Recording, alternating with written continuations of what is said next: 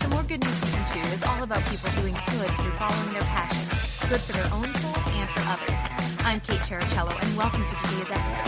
Let's spread a little more goodness in the world. All right. I absolutely love teaching, sharing, and inspiring. That is what today's guest, Jim Cooney, states on his website. And it was absolutely apparent from the first time I stepped into one of his classes in New York. Beyond learning steps, he delves deep into your why, showing up for yourself, centering yourself, and so much more, while challenging his students with such a variety of styles of dance. I was thrilled to see him take his motivational skills beyond the physical classroom, creating Amplified Artists, a platform for artists with a mission to create abundance and a bountiful life. And I look forward to hearing more about that. But if all that wasn't enough, Jim is also an award-winning choreographer, from the infamous Broadway Bears to the Australia Special Olympics to the New York campaign to wear a mask with performers dancing through the streets of New York, and so much more. I could go on and on, but time to hear from you, Jim. Thank you so much for being here. Yeah, thanks for having me.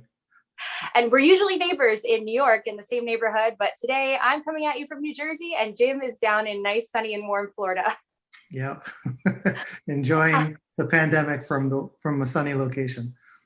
Smart.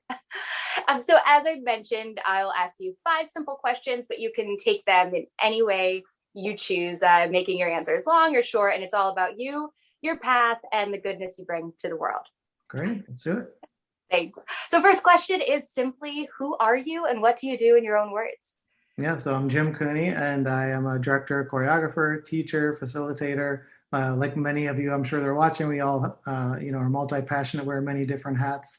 But I think what the common thread for me is that in each of those roles, I'm trying to bring out the greatest in whoever I'm working with. So if it's a student, obviously bringing them up to the greatest potential. If it's like an actor or dancer in a show, then helping them deliver their best performance. So that's what I've kind of landed on, is the commonality between everything I do. And I grew up in Cleveland, Ohio, and went to school for musical theater and moved to New York, like most people do.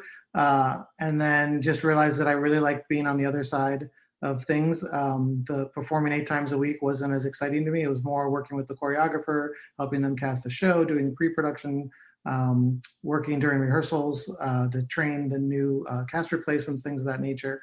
So I only performed for like 2 or 3 years in New York, and then switched over into the choreography, and then that led into directing, and I've also done a little bit of writing and producing. So just kind of like, keep growing and expanding like most people do. Very, very busy, lots of different hats. Yes. So that you partially answered the second question, but I'd love to hear more about your path, how you got here. And maybe since you mentioned how you got to the choreography side, you could even mention a little more and how you ended up growing this platform, Amplified Artists. Yeah. I think when I was little, like my parents have videos of me like singing into a jump rope, like a handle of the jump rope, like that was my microphone. And ever since I was like a little kid, like the youngest memories are always like to do with performing or theater or whatever. And when we went to Disney World when I was a little bit older, I saw like all the singers and dancers and stuff on stage, and I was like just so mesmerized by that. And so as soon as I got home, I asked my parents to sign up for singing and dancing classes and things. And that was kind of like my childhood. And then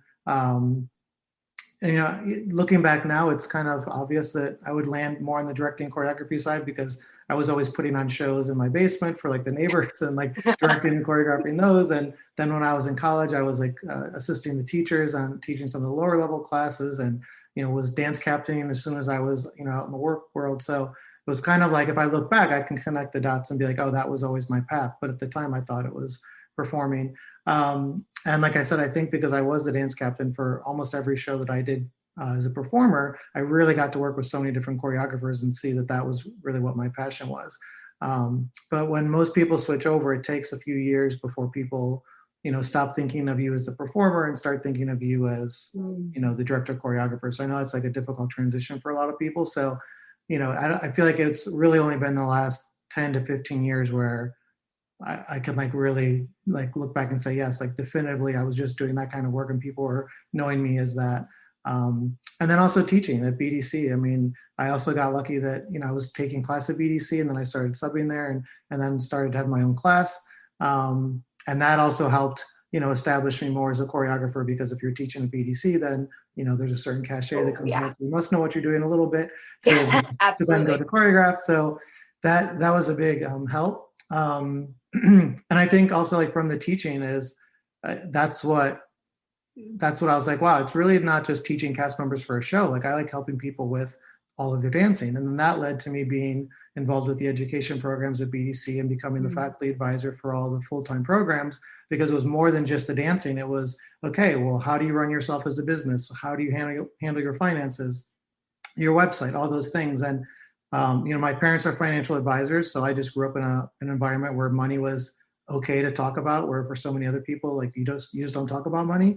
And, I started my retirement account when I was 16. My parents made me open that up and get that going right away. And that sounds crazy to people, but the thing with retirement accounts is, like, the longer your money's in there, the more it just keeps doubling. So I just think that I was lucky to have those lessons early on. So I love, teaching that to other people. And then also, everyone in my family are mostly all entrepreneurs. And so, I was also doing websites just for fun for friends. This was back before you could do it on your own. You actually know how to code, when, the early 2000s. And that just kind of kept growing. And so then I was starting to get, like, actual business clients, then starting to get, like, Fortune 500 clients. And then I had employees, and I was just like, wait, what, like, this just blew up in like 4 or 5 years. And I didn't come here to, have a web consulting business. I came here for theater. So I sold that. But through all that, I really learned a lot of, like, from the employer side, the tax laws and the payroll and all those kinds of things, so that it helps you as a performer when you're negotiating, or choreographer, director, whoever it may be. But, like, when you're negotiating or trying to do your taxes, all those kinds of things, I just feel like I had a well-rounded idea of it. And because I was building so many websites, I got to see what was working, what kind of social media campaigns worked, all that kind of stuff. So that's why I'm able to teach all those things, is because I've had my hand in all those, and just by, family relationships and luck and things of that nature. And so as I was teaching that stuff, then it was like, well, I'd love to reach more people than just the, 30 people in this classroom. I really should think about taking this online. But it was, when you're working so many, directing, choreographing, teaching, all these things, there's just no time to do that. So enter the pandemic, and I'm like, well, here's the opportunity to build this out. And so, as I was researching on, like, how to do that, I was thinking it was going to be more of an online course format where I just have all these different courses. But as I was learning more and more about it, there was this membership model where you can have a community based inside there. You can do monthly meetups. You can do monthly Q&A calls. Like, you can actually, take people after they do a course. If they have questions, you can take them to the next step. Or if they have questions, you can help them, because, as I'm sure you take a class and you think, oh, great, I have all this information. Then you go to sit down to implement it, and then all the questions start to come up. So I just thought, like, oh, this is actually a much better model to help people than just, like, selling these, like, one-off classes or whatever. Mm-hmm. So that was, like, the impetus to do it. And so then I just, spent the summer building it all out, and then launched in the fall. So I feel like somehow you've majored in business, performing, choreography, web design, coaching, all of this in a few short years. That's amazing. Well, not that short. I'm 42, so not that short, but yes. You look young. You're great. Oh, so you mentioned with designing during COVID, how else does your world look different? I mean, it's fairly obvious being a dance instructor and that part of it, but how does your world look different during COVID than it did before? And what can you not wait to get back to, but what do you hope remains that maybe has changed? Those are all great questions. So, I mean, like everyone, like, all my work got canceled. So it was like, okay, now what? And I think it was, financially, I didn't worry so much, because I had savings, and right. Also, like, our expenses are so low right now that, even though you're maybe just claiming unemployment, your expenses have dropped so much. So you're not really, that dire or whatever. It was more like the emotional of, oh, my whole existence is just evaporated. Like, everything I do is no longer possible. And even the city I live in is completely changed. Like, everything was boarded up, and, no restaurants were even open at that time. And I had come down to Florida to visit my parents for a little bit, and then went back in the early fall. And it was even, more sad. Like, there were so many businesses that had gone out of business. And, it was great to see, like, all the restaurants that opened on the street and all that. That was exciting. But it just was a completely different city. And so that's fine. Like, change is normal. That's always going to happen. But it was just like, I felt like everything that I knew and loved and made me who I was just gone. And so I think it was more of an emotional shift than a financial one. And I did realize, like, I got to do a couple of projects early on digitally. You mentioned one of them, the New York Tough one with the wear a mask. And I just didn't like rehearsing on Zoom, like seeing everyone at different times because the streaming speeds, and it was like so small. Like I couldn't like see if people were really that clean or together, and you can't really help someone with style. And I did a couple little teaching things here, and I was just like, it's just not for me. And that was also like the impetus for Amplified. Is like, okay, if I'm not going to be teaching dance still, what are the other things I could keep helping people with?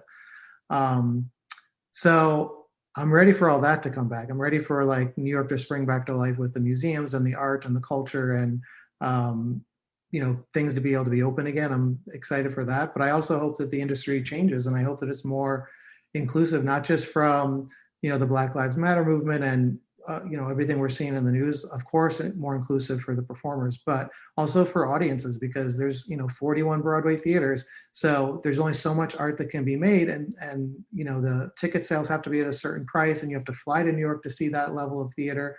But meanwhile, the same level of talent could work all over the country. Like, they don't need to stick to those 41 theaters. So what if we could go out into other people's communities, the same talent, the same people, but bring art to them and include people more into theater. So I'd love to see that.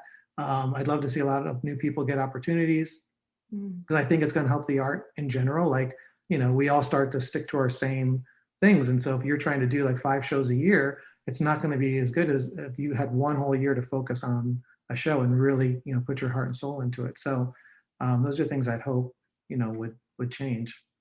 Nice. And sorry, I know that was kind of 3 questions in one, but you did a wonderful job hitting it all. So with Amplified Artists, with your teaching, with your directing, you've obviously helped so many people, inspired so many people. Do you have any stories you'd like to share? You could share one story, you could share a bunch of stories about specific people that you've seen grow, maybe something from your own life, and brag away. Yeah, I mean, I feel like almost every day, or every time I'm in a rehearsal or in a classroom, just seeing someone have a discovery is so amazing. Like, that just never gets old. And seeing people, have career breakthroughs or personal breakthroughs or emotional breakthroughs or whatever it may be. I think like the thing that's like most like touching my heart at the moment is that we had a couple people want to sponsor artists for Amplified Artists and cover the entire tuition for them. So I was able to create these scholarships. And these are people that are like, well, we normally would give money to theaters or for projects, but that's not really happening. So we'd love to sponsor artists. And so I was so moved by that. And then getting to see the applications and what it would mean for people to have an opportunity. And it was like so many different things. Like, one is like, I can't believe that I have a platform to be able to do that. And I was like proud of myself for building Amplified for this reason, because I never built it with the idea of like, oh, well, maybe people could sponsor artists and I could help other, communities or whatever. But that by me building it, that was able to happen. So I was very like, surprised in a positive way. Then the generosity of the people donating the money, and then the quality of the people who applied. I mean, every single person was doing something that was bigger than them. It wasn't about, well, I don't have any money. Can I, can you help me with this? Which that's fine if that's the case. Like, of course we can still help you. But I was so moved by how these people with limited resources were still doing things for the community and making their worlds better, funding it themselves with money maybe they didn't have, or they had to scrounge around and, they had to leave the city because they couldn't afford to live there, but they were still contributing to these other causes and making theater in these ways. And so just like to see what artists do. And one of the applicants said, artists are always the first ones to step up when there's crisis. And I totally agree with that. And I say that all the time. And so I think like it's so moving to be an artist and to be in a community of people that's like that. And I'm just so touched with the way the dots all connected for this to align for these scholarships. That's amazing. And how many months now has it been live? We just finished like 5 months. So we're starting the 6th month just now. Yeah. It's so exciting. So final question is there anything you find yourself repeating over and over to your students, to yourself, to directors? Any advice, any things that you really want to make sure people always think about in their day-to-day life, in their creativity, anything there? Well, one thing for me is I keep it simple. I tend to make things complex, and I think we always catastrophize any decision that we have to make, and it's like the biggest thing we have to decide, or like we have to really think it all the way through, and you'll just exhaust yourself, and then you end up not doing it because you've spent so much energy already just trying to figure out what to do and how to do it, that by the time you actually get to the doing, you're so spent and not motivated anymore, and you've lost your love and passion for the idea in the first place. So I think that, but the main thing I would say to people is to just stay true to who you are. We have such a tendency, especially with social media, that we see 10 people on Instagram doing the same kind of post. So then we feel like, oh, we got to make a post like that, or we got to copy what they're doing, or we have to dress the way that they're doing, or we have to dance the way that they're dancing, or whatever it may be. And it's like, we're all so unique. We all have so many gifts. Like if you look at like who's famous, I mean, what if Lizzo tried to be like Beyonce? It just wouldn't work. What if Lizzo's like, I'm never going to play a flute. There's no pop stars that play flutes. Like, what am I, like, I can't bring that out on stage. And like, look at how that really was like something that was, part of her brand and trademarked her and like brought her to the forefront of the scene. So, just be true to who you are, and, think about what your gifts are and what you have to offer and how those things all connect, because I think a lot of times, since we do wear different hats, we compartmentalize things. And the thing is, like, it's all you. Like, you are the same person. And like, if you're drawn to all those different things, there's a reason. There is a common thread. And so that's something I try to really help students with, is finding that common thread so you can deliver all of your messaging. So all of your social media, your website, the way you are in rehearsals and in your classes, whatever, like, you're always coming from that same place. So people have a clear idea of who you are and what you offer and how it could benefit them. Because ultimately that's why people are going to hire you, is because it benefits them, right? That's why they need you. So if you're not clear on that, then how can they be clear on that? So. Well, that was something that definitely spans not just artists, but any industry, anyone going into a job interview. So thank you for that. I feel like it's been so relatable, even though you are focused in the arts, it's all of this spans industries. Jim, I can't thank you enough. Of course. Thank you so much. This was great. And now plug away. Where do you want people to follow you, find you? Yeah, well, if you are interested in Amplified Artists, we'd love to have you. That's amplifiedartist.life is the website for that. And all the information is on there. You can also contact me if you have any other questions about that. I'm Jim Cooney NYC on Instagram, so you can follow me, DM me, whatever. Don't be afraid to reach out. I'm always happy to help people. So great. And he has lots of great motivating posts and just informational posts on Instagram all the time. And I'll be sure to put all of those websites and handles in the notes. Yeah, I do have a mailing list too if you're interested. Every Sunday I send out a free email, and you can unsubscribe at any time. So like, there's no pressure to be on it or not. But I just send out different strategies, tips, things that are part of the industry, or things with your health or your finances. So that if you want those tips every week, you can just go to jimcooney.me/join, and you can get on the mailing list that way. And I have to say, it's one of the most digestible, but most, what's the word? Like, you can put it into practice right away. Oh, thank you. The word for that. Like, right away. So it's always a variety of great tips. So definitely recommend. You can, if you're curious about it, my blog has a lot of the stuff I talk about. So, and there's a new article that goes out there every week. So jimcooney.me/blog, and you can see some of the things we've talked about today and get some more information on how to do some of that stuff. Yes. And again, what I love is that it's for artists, it's for any industry. Great. Yeah. Thank you, Jim. Enjoy the warm weather down in Florida. Thank you so much. Can't wait to have you back at BDC too. I know. Me too.